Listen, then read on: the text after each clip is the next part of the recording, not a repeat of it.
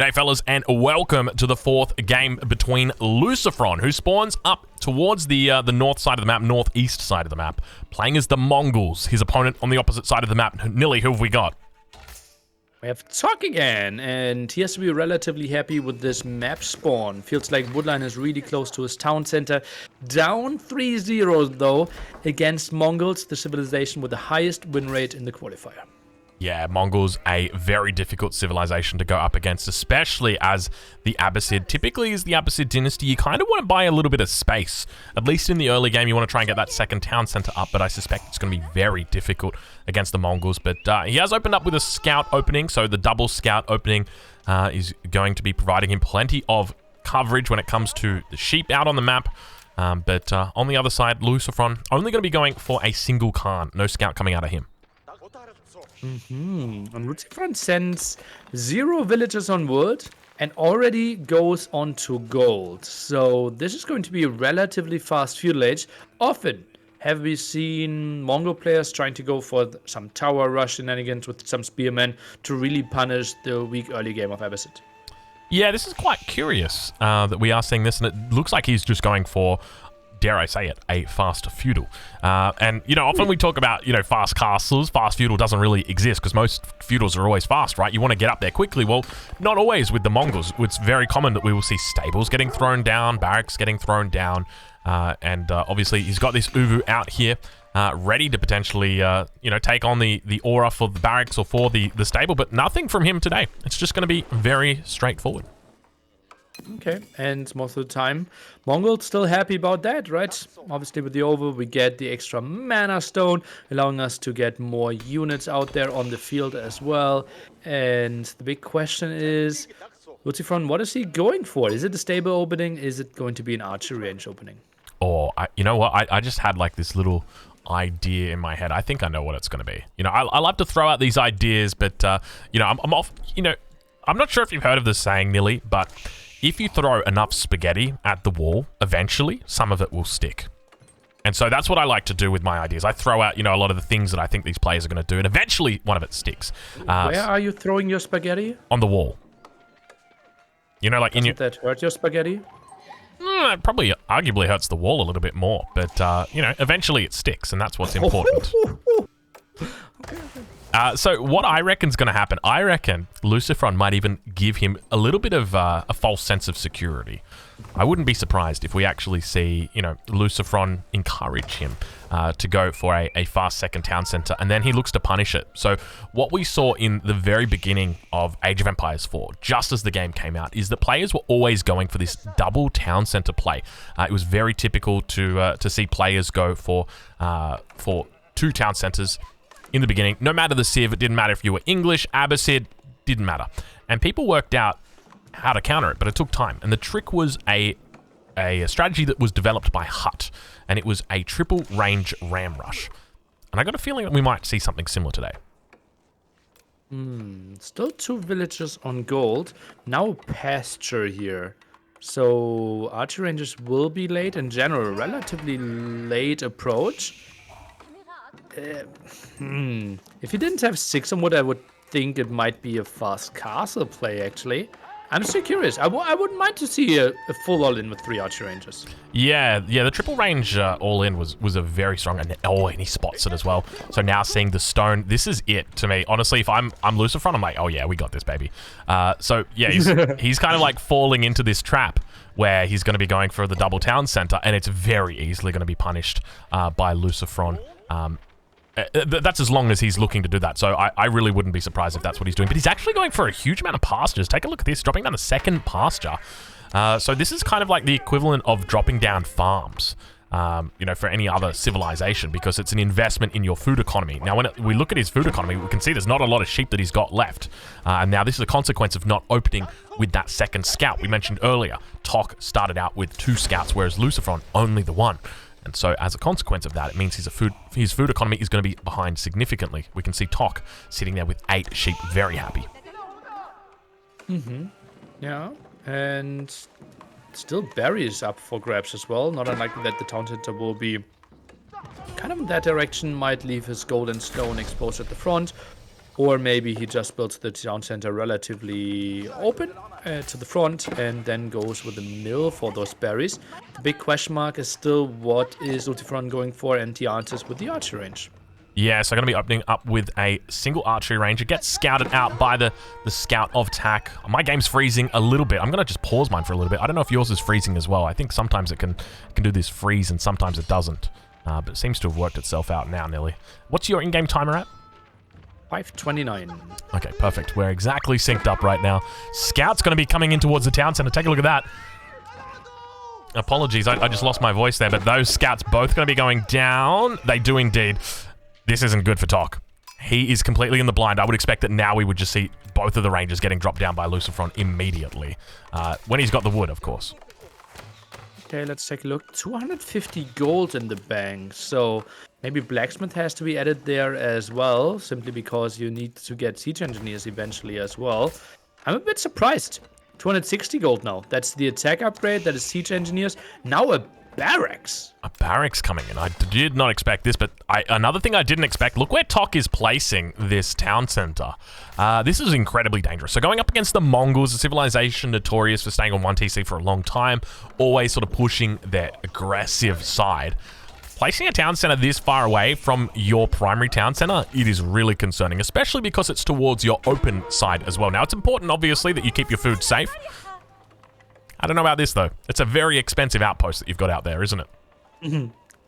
Well, mainly for villager production there. We have seen, I think LucifroN even play a similar town center yesterday and then completely left it exposed after he finished his berries.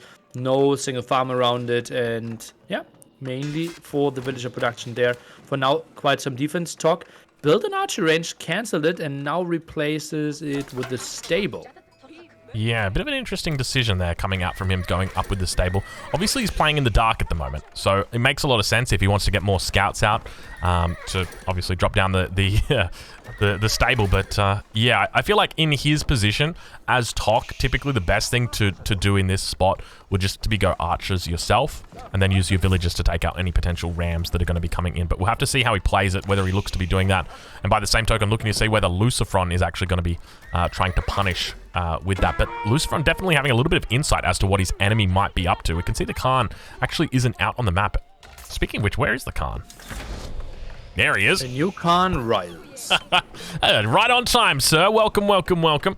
Yeah, so, I mean, like, there's two stables coming out. We sort of questioned a little bit earlier about the barracks, but it seems like it's definitely the right choice. Production has somewhat stopped, but he does spot that second town center. Obviously, he scouted that out a little earlier with the stone outcropping there. But, yeah, now LucifroN going to continue jostling around, looking for an area to sort of poke in and prod. Just feels like after the double scout loss, I would have really liked to see another scout being added, just to get a better idea of what's coming. Because he has no idea that it's going to be double barracks, one archer range. His full horseman won't do enough here. I think it's like full spearmen and then some rams. And double stable is not good at defending against that. Yeah. Now, LucifroN's actually going to scout this out. He's going to see that there is indeed double stable here. So he could look to punish this. An outpost was coming down out on the gold. I think this is a very greedy outpost as well, because that to me signifies that he wanted to age up. By putting that outpost there, he's saying, hey, I need gold. I'm going to put an outpost there. That's for my aging up. But he's not going to be able to do that. Instead, going to be dropping down an archery range of his own. But we'll have a look at what LucifroN's done. He's gone with a second barracks back here and also a blacksmith. So obviously identifying that the double stable has come out from his opponent. He says we'll match it with a double barracks and we're going to add in a blacksmith for good measure. Yeah, but actually it's going to be men-at-arm play, so not really going for the spearman there at all.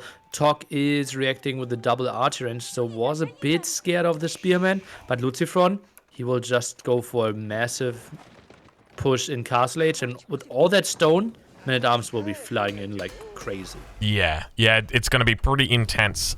He's definitely aware of this window, so he knows that he needs to finish the game, or at least do a significant amount of damage.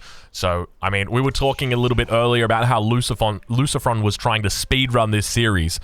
He's definitely going to be looking to finish this game out. I would say probably before about the 18 or 19 minute mark. So at the moment we're sitting at 9:52. So that's where I'm going to go for, Nili. That's where I'm going to put my bets. But I tell you what, Tok's going to be in for a very difficult time because his gold on the front has been almost completely isolated. You see that the outpost is going up. That should get up, but he's going to have a difficult time. I suspect there's going to just be so much pressure applied here. Not going to be too easy. Tower should go up. Now some pressure here with the spearmen. Camel archers doing some reasonable damage, but need to go back. Yeah. Nili, I want to ask you a question. Is your game freezing a lot, or is that just mine? It's super clean for me. Really? I'm getting a lot of stutter that's coming in. It's very distracting for me, so it's unfortunate. Maybe I might restart my game after this one, but speaking of restarting my game, it looks like LucifroN's not going to need to restart his because he's doing... well, a little bit of a tough time overextending, I'd almost say here. Yeah, felt like it. Tried to keep the opponent honest and will lose some of his army. But honestly, like Spearman Archer going down, it's not the worst thing ever if you want to make a full man-at-arm push happen now. Yeah, that's exactly what comes out. We see the 4 men-at-arms coming out of 2 barracks. Also, I'm not sure if you saw that, but they did a little bit of spinning. So taking inspiration from their seafaring brothers and deciding to spin to win. But we'll check in on LucifroN. It looks like he's actually got Iron Undermesh coming through yet to unlock that siege engineering. We actually see the improved siege engineering is coming through right now. So potential mangonel on the front line. Is that what you suspect? That's what I suspect. Improved siege engineers, yeah. So clearly wants to go for something more than mangonel, or at least wants to give himself the option. I think like man-at-arm plus mangonel feels like this crazy composition against Fuel Age army, unless Tok obviously gets onto massive amount of horsemen, and honestly, on the way to Castle Age, still double stable, I think a defense could easily be possible. Yeah, it's going to be tough for him. Now, keep in mind, obviously, he's playing the Abbasid dynasty. So one of the good things about the Abbasid dynasty, your infantry, you can actually make the siege without having to make a siege workshop. Obviously, the Mongols are the only other civilization that can do that, but they're gonna have to pay for it. The potential defense is definitely there for Tok. I would love to see, I mean, it's kind of crazy. I'd love to see like 5 mangonels sitting behind a wall, but take a look at this raid that is happening on the wood line. So many villagers going down. Oh yeah, raid at the other side as well happening, but LucifroN clearly doing way more damage. Just feels like idle time has to be going down quite a bit. Income per minute now drops quite heavily for Tok as well. Tries to save villagers, but simply doesn't have the army. Yeah, really not a good position for him. Not a lot of gold in here either. He's sitting here with 20 idle villagers at the moment. Only 100 gold in the bank as well. So even if he manages to get up, he's going to need to try and get some knights out or some crossbows out. But yeah, just not a lot of gold. Now just resorting to gathering stone. It's the only thing that really seems safe up towards this northern position. And a random villager just getting taken out by the Khan. I'm not sure if you saw that, but Khan just doing what it does best and shooting things with its arrow. It's kind of a one-man army. There are 2 men-at-arms now helping at the bottom as well. We'll find more villager kills there at the bottom, and Tok in quite some pain. 46 villagers still, but only 5 military.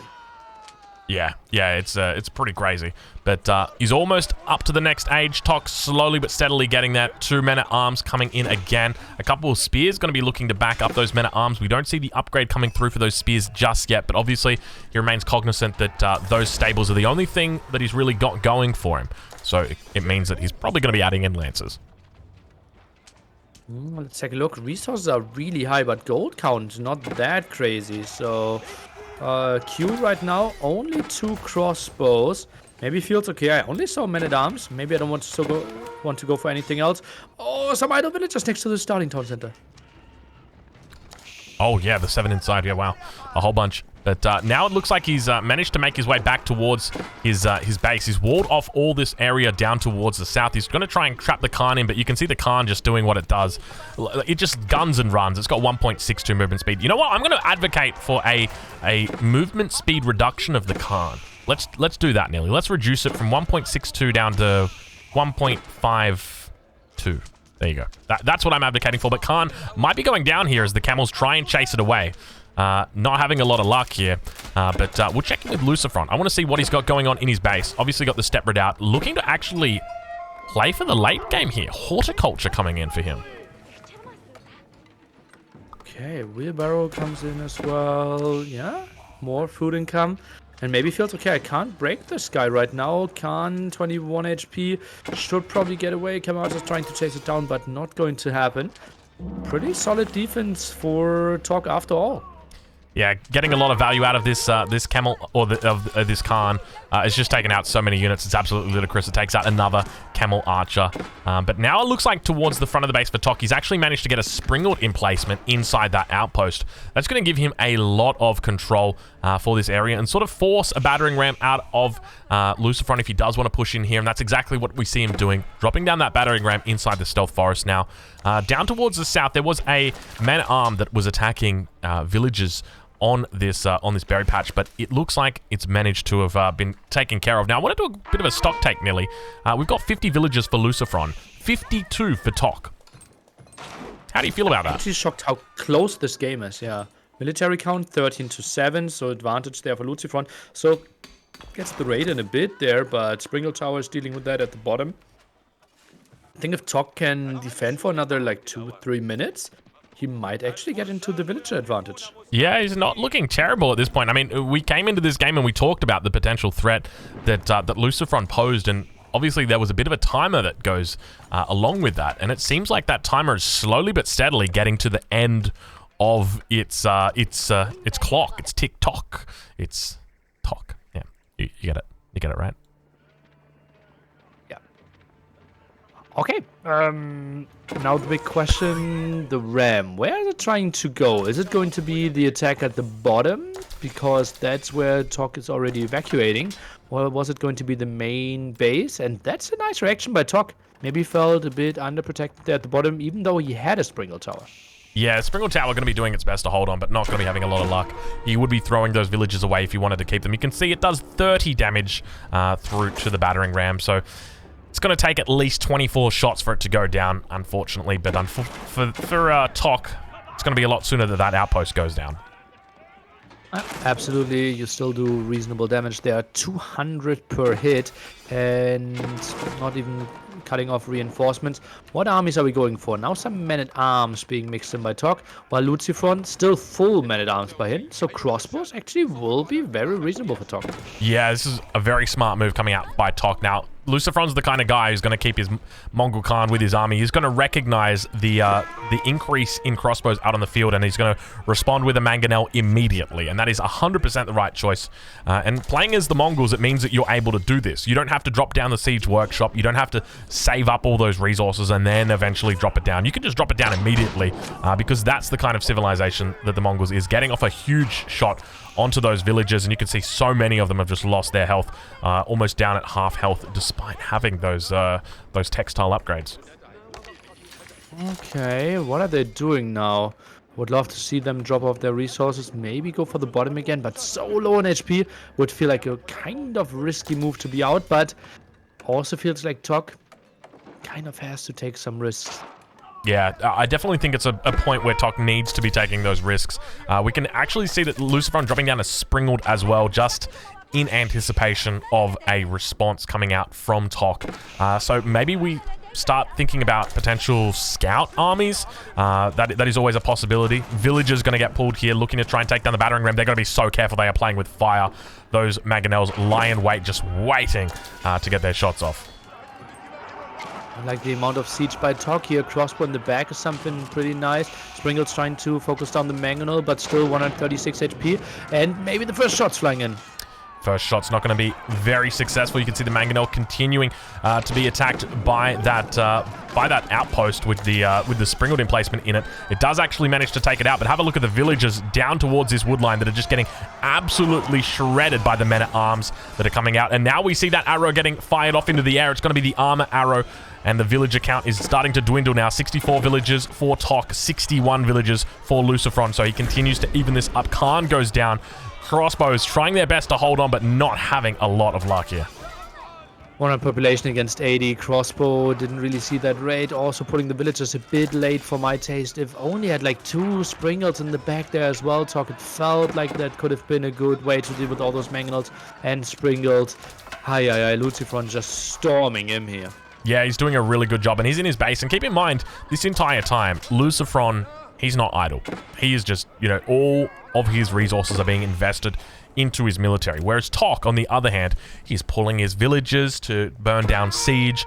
He's being forced off his woodline. He's got villagers absolutely everywhere. If you take a look at the villagers that he's got working at the moment, he had barely 30 villagers that are working. Now he's managed to get 26 out onto food, so hopefully he's going to have a bit more resources in his back pocket, but continuing to be attacked down towards his southern point. He's not having a good time. At least defense with that, but yeah, had to pull villagers again. Income simply not looking pretty. More and more raids constantly coming in, and the siege control just looks so good. Mangonels getting more hits in, and it feels like the front tower, which is the backbone of the defense, is now getting heavily attacked as well. Yeah, this front tower was really impressive. It put up a great fight, but it does look like it is going to go down. The Mangonels looking to unfold on it as well. The men-at-arms, a huge mass of them, 12 men-at-arms now, and I think that Tok really just, at this point, it sort of feels like he's never really been able to stabilize, and that's been the big issue. The men-at-arms came in very, very quickly. As we now enter the 21st minute, there's just been a constant stream of men-at-arms just running in here, and now with some Springlords coming out for Tok, he's going to look to try and trade out with his enemy's Springlords, trading 1 for 1, but the issue that he's going to have is there's a lot of men-at-arms now coming in for his opponent, looking to siege those down. First Springlord might be going down, second one almost going down as well. So yeah, Tok in a very difficult spot. Oh man, pop 90 for Tok, so at least increasing in that regard, but has to micro back with his crossbowmen, which are now backed against the wall. Not going to be the prettiest spot. LucifroN actually only 10 population ahead, but it just feels like so much blue and red space. Yeah, and that's really where it comes into it. So as I mentioned earlier, you know, LucifroN sitting here, he's got all these resources that he's gathering because his villagers are actually out there working. He doesn't even need to think about his economy. Whereas Tok, he's balancing his villagers in between the resources. He's got 23 idols at the moment. He's got units in his base, on top of his production, on his wood lines. He's not having fun. Oh man, well, maybe he is a very cheerful person that is just happy to participate, but I certainly would not be too happy. This was so close for him to make it into a major tournament, but it just feels like LucifroN, who we felt is one of the biggest names that didn't make it in qualifier number 1, is looking pretty damn good now. Yeah, he's looking to seal out this game. Keep in mind, this is a best of 7. This is game number 4. LucifroN has won the first 3 games.